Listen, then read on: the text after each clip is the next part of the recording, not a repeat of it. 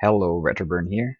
In this video, I'm going to show you how I record, edit, and compress my videos using FRAPS and two freeware tools that are very handy. So first off, I'd like to give a shout out to Neko of tech-pc.com. That's tech-pc.com. It's a very helpful community. If you've got questions about PC hardware matters, you can go there. They're a bunch of very helpful dudes. And to Majinbu, who uploaded this video, which was very helpful. But my settings are not exactly like his, but I've I learned several things from this guy and from this vid, so check him out. So onto the vid. So I use, first and foremost, these are my real text settings. I use a volume of 84 to 86. I click on noise suppression and acoustic echo cancellation to cancel all the background noise coming from the next door neighbors and from the street. And that's it in the recording panel of the Realtek software. I also use FRAPS, and these are my settings. There you go. The movies right there, screenshots. So this is a very simple tool to use, and you can buy it from the FRAPS official site for I think $30. It's quite cheap for what you get. And also I use VirtualDub and Handbrake. So before you record your video, take note that you've got to do some tinkering with the mixer. I would suggest that before you record a record a mini clip of anything and then just stop the recording, and then go to mixer, and the FRAPS icon should be there. And do not ignore this step. Set it to 35, because if you ignore this step, if you skip this one, it's going to make your recording from your microphone very muted, in that your viewers, you'll only hear your they will have difficulty hearing your voice. Instead, the sounds from your video games will drown out what you're saying. So do not miss this step. So on to our main software, which is VirtualDub. What I do is, of course, once you finish recording with your FRAPS, you can find your movie in whatever folder you have assigned as your repository for all your FRAPS recording. You can you go to open video file and find that file, and once it's opened, you have to apply filters that you like. So, but before that, I'm going to show you the other windows: file, edit, view, and go. It's up to you to tinker with this one as needed, but as for me, these are the only settings I've tweaked. So position control, status bar, input video pane, output video pane, show status window. These are all the settings that I've enabled in the view tab. With the go one, I didn't tinker with this one ever, but you guys might want to experiment. With the video tab, these contain the filters that I was talking about. So with every video, I actually have several presets. So I'm going to load my UFO AI preset. So we're going to go there and then load up my UFO AI. So these are filters that are specifically for this kind of game, because you know each game has different color settings, different default gamma settings. So that is why I make presets for each Let's Play series that I make. So for the UFO AI series, I have all these. So that's the logo right there. By the way, with the logo, I'm going to click configure, and I'm going to show you that. So these are my settings for the logo settings. Without this one, this watermark here won't appear. So if you want to have a watermark, make a PNG file. Why PNG? Because I don't think it supports JPEG, but even if it does, JPEG files do not support transparency. So if you see right here, this watermark has a is not really opaque. It's semi-transparent, and the black areas there that are occupied, that make up the letters, they are 100% transparent. So you can't do that with JPEG files. So you have to make PNG ones. So anyway, back to the logo settings. So once you make PNG file, you have to load it by clicking on these buttons. Click on the same file, load it up to these two fields, and check all these. So that's going to make your black areas transparent. I think it's been a long while since I've done this, but anyway, I hope this will help you guys. These are the settings I use for the logo filter. And of course, you can move the logo around by tinkering with these. So you see it moves if you press on the X offset, the Y offset, and you can make it go to the top left, the bottom left, uh, middle right, stuff like that. It's very convenient that they've added these features. And take note that this is free. The next thing is brightness and contrast. That's very self-explanatory, so I don't need to explain those two. But anyway, if you click on preview, you're going to see how it affects your game. I mean your video. So experiment with this and determine what settings are best for that particular game. So the levels, uh, I mean these three tinker with the lightness, but uh, this tinkers with the brightness and contrast only. But this one is more specific in that it will, like for example, if the game is too bright or too dark, or its black spots are too black, or its white spots are too bright, you can adjust it here. So like for example, if you find that the black areas are too tepid, it's not black enough, you can move this slider here, and that's going to affect the black areas more than the other colors. But of course, if you move it uh, farther to the right, that's going to affect all the colors eventually. And this one is the opposite. If you find that the white spots are too white, you can tinker with this. I mean, if you find that the white spots aren't too bright, they're just semi-dark, you can move this to the left, and it will make your video brighter. So tinker with this, but don't overdo it. And this one, of course, modifies the mid-range hues, so you could move this anywhere you wanna and arrive at something that pleases your what's the word, senses. And these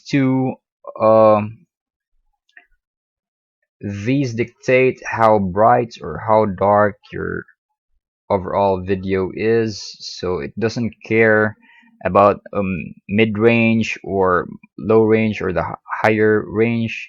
This will affect the entire thing. So you can also experiment with this one. The HSV adjust, this tinkers with your video's hue, saturation, and value. So if you find that your video is too green, I mean, if the green parts are too green or the red parts are too red, you can tinker with this. Like, for example, say you don't like that this screen here has a bright green borders. You can adjust that to something more muted. So if you go here, you're going to go to the red spectrum. So it's going to desaturate your green values. But if you go here, you're going to go to the blue end of the spectrum. So tinker with this one, but don't overdo it. Also, the saturation, that's pretty self-explanatory. Um, if you want to desaturate the picture, if you find that the colors are too bright, you can slide the slider to the left. And if you want the colors to be brighter and more, and what's the word, purer, more saturated, you move it to the right, and it's going to make it so. But again, don't overdo it, as bright colors may be very uh what's this, it's going to irritate your viewers' eyes the longer they watch it. And of course, on the other side of the coin, if you desaturate your video too much, it's going to make your video very dull looking. So be careful of that too. The value, this is just like the brightness and contrast in the level settings, in that if you go to the negative end of the slider, it's going to make your video darker. This is very useful because when you go to the second step of this video, when you use the handbrake, it's going to make your video uh, lighter the more you compress it. So using the value feature here, that's going to counterbalance the lightness effect that handbrake will introduce. So anyway, and sharpen. This is more subjective. If you don't want to use it. You don't have to. But I find that this makes, excuse me, one of my neighbors is using a power tool to cut some uh, wood blocks, so I hope it's not too distracting. But anyway, the what's this? The sharpen tool makes edges more crisp, and create it's going to cause your video to become crisper, and it's quite a useful feature. But if you overdo it, you'll find that in parts where you have text heavy sections like this one, it's going to be very annoying to the readers, in that sometimes, particularly if the game uses smaller fonts than usual, it will make the whole thing harder to read. So be careful with that too. There's there's another filter that I didn't use in UFO Alien Invasion, but you might want to add it. So you just click on add, and then you find smoother. So what this does is it's going to blur the edges of your, it's going to blur all the textures. It's if you have experience in Photoshop and other photo editing tools, this is kind of like the blur feature, in that if there's a thing that you've pasted on a layer and you want it to meld better with the rest of the picture, you use the blur tool. It's kind of like that. But just be very careful, because if you overdo it, like if you use higher values like 5 or above, it's going to mess up the textures. It's going to blend all those specks and those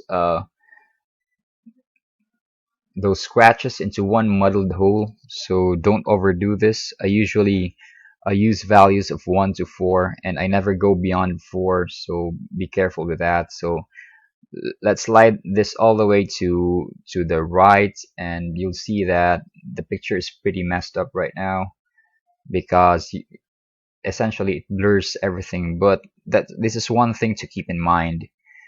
So it also counterbalances the effect of the sharpen feature. So if you find that you want a crisper video, but you don't want the parts where it's very font heavy, you might want to use these two to counterbalance each other.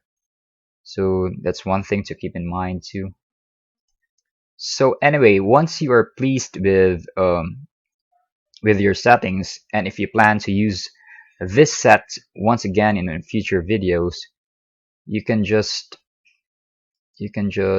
go here and save processing settings, and then you can type whatever you wanna, and then you can, the next time you edit a video, you can just call it up using the load processing settings feature. So that's quite handy. So anyway, once again, I'm going to show you that I'm going to show you what I used. I used the logo, the brightness contrast, the levels, the HSV adjust, the sharpen, and if the situation calls for it, the smoothen feature. So these are all the filters I use usually when I record videos. And about the other windows, I don't think I've tinkered with these, but I'm just going to show you just in case you're curious. And this also serves as a reminder for me just in case, my PC crashes and I lose everything. So I'll just be able to view what I used the last time. And oh, there's also this region remove thing. I forgot to show you that one. Region remove. Let's just type region. There you go.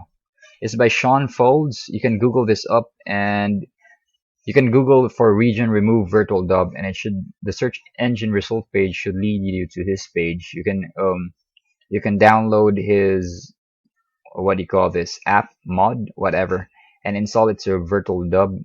I think the procedure is quite easy. I think it's in an .exe file, and it's going to automatically find your VirtualDub folder, so there should be no problem with this one.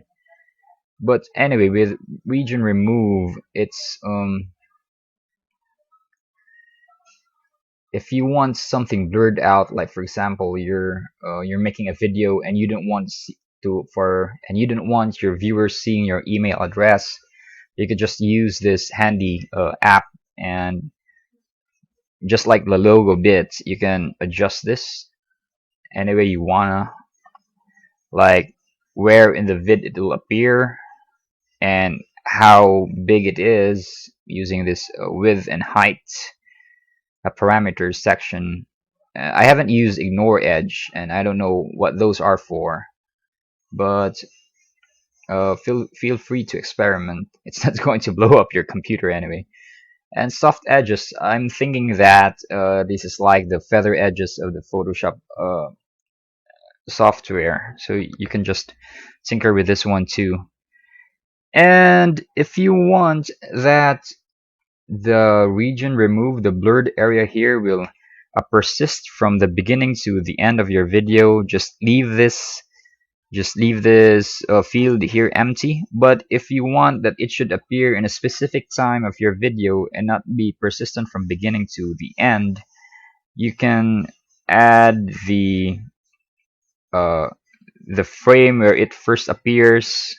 So for example, this is frame 5317. So if you want the region removed to appear here first, so you just type in 5317, and then you can click on was it comma or space? I think it was space, and type in the part where you want it to disappear. Like say for example, after this letter you want it to disappear, so that's frame 10241 space 10241, and you just click on update, and that should work. And there you go. So after the letter, it disappears. So this is quite a handy tool if you want something to be removed so that your viewers can see it. So you can use this handy tool by um, what's his name again? And Sean Folds. However you how do you pronounce his surname? Anyway, so that's it. So yeah, I've already taught you how to save all these. Anyway, moving on.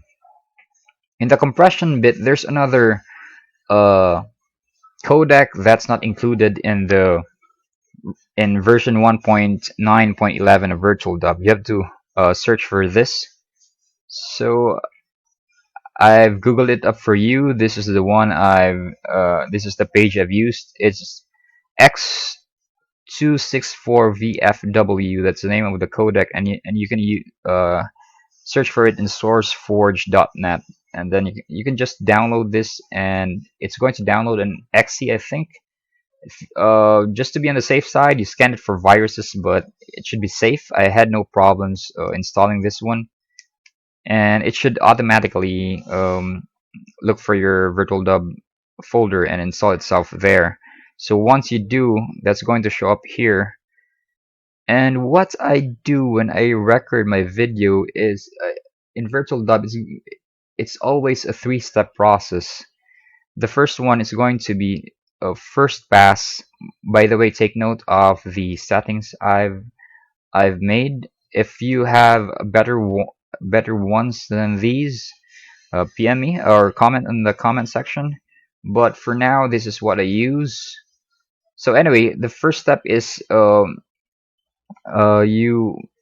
edit the video in using this one, multi-pass first pass, and then you click on OK, and then you just press F7, and it's going to bring up this window. So you just click on save, and VirtualDub is going to run, and it's going to produce a file. But after that, you have to click on this one again, compression. You go to configure, and then this time around, for the second step of the editing, you press you choose multipass, nth pass, and then you click on OK, and make sure not to close your VirtualDub between the first and second phases, or even the third one, because that's going to erase something, I think, in the folder when you click on when you activate the first step. I think it's going to make us some temporary files that will be lost if you close this. So don't close it between the first, second, and third steps. So once you have it configured to be an nth pass edit, you click on F7 again, and then you just overwrite. You just click on save and overwrite what the first pass created, and that's going to make your video better. And if you want it to be even more uh, crisp, you can go for another pass using the same settings. Click on OK, and then you click on F7 again, and then you overwrite what the first and the second passes created. So after this third step, don't go for a fourth, because I've read in the forums that uh, once the second nth pass is created, a third one won't bring any difference to a video's, what's the word, fidelity. So yep, just run nth pass twice, and you should be okay. So once you're finished with that, you click you bring up this baby right here, this Handbrake, because what FRAPS and VirtualDub are going to produce is going to be one humongous massive file. And this Handbrake right here, it's going to compress what those two software have produced into something that's much smaller. Like for example, if you produce a 20 gig video file, if you run it through this one, it's going to reduce it to maybe 1.2 or 1.8, something in that range. So this is very helpful, and it's not going to reduce your video's quality by much. So, and it's free. So you just Google for Handbrake, and the search engine result page should lead you to this beauty's official site, and you can download it from there. So once there, I mean, once you've um, run this, you just click on source, and then you you click on this, and you search for whatever or wherever you've put your VirtualDub file, and then say it's this one. You just click on open, and then it's going to scan for a short time, and then after which, make sure you have a destination folder and you know where to find it, so that after it finishes that you can go there and upload your video to YouTube or wherever you want to upload it. So anyway, these are the settings I use. I usually use strict for some reason. I'm not so familiar with all the features that this software has, so if you want to tinker, experiment, do so. It's not going to blow up your computer, or you can go to the official Handbrake forums and ask questions there. I think I haven't tried, but I think the people there are very helpful. With the filters, I didn't touch this one. The audio, I didn't touch this one too. Oh, by the way, the audio settings of VirtualDub, I usually click on direct stream copy because I usually record games that have 5.1 surround sound, and if you use full processing mode, uh, the software can process videos with 5.1 surround sound, so I just use direct stream copy. But before I had a surround sound system, I usually click on conversion, and then I click on the highest quality of the sampling rate options, and then click on high quality, and then usually choose, of course, 16-bit for more superior audio. And no, I also click on no change. That was usually stereo, and then I click on OK. But right now I have a 5.1 surround sound system, so I just use direct stream copy. With the options, I don't think I tinkered with these, but I'm just going to show you what's here, just in case you want to experiment with all these. So I think that's it for VirtualDub. Sync to audio. I didn't tinker with these ones either. Also, these ones I didn't tinker with them. Hex editor, sparse AVI. Nope, I didn't use any of these tools. So anyway, back to Handbrake. These are my settings, and I think the most important panel is the video one. So I usually um, pick a constant quality of 20. If you want to make it more crisp, if you want to make your video much higher one in terms of quality, you can slide this all the way to the right, so the lower the better, but be careful, as going to the right will produce exponentially more massive files, so that's one thing to keep in mind. And then after this, you just click on start, and then it's going to produce an MP4 file that is so light, but its quality is still more or less the same than that of your VirtualDub video. So this is quite useful. And if you want to compress it even further, you can click on. I mean, you can open the Handbrake file and then run it again here, and it's going to compress your video further. I think it's subsequent runs will shave off anywhere from small files. It's going to shave off maybe 30 megs. That's too small. But for files that reach 1.2 gigabytes, it's going to shave off maybe 200 or more megs. So that's one thing to keep in mind if you're short on time, or if your bandwidth is small, and if you want to upload your videos fast, you can rerun it from here. But take note that with each rerun, it's going to lower your video quality further. So anyway, this has been Retroburn, and you've just seen how I record, edit, and compress my Let's Play videos and other gameplay videos. If you like this video, please like and subscribe. It would go a long way to supporting my channel. See you in the next vid. Stay cool, stay frosty.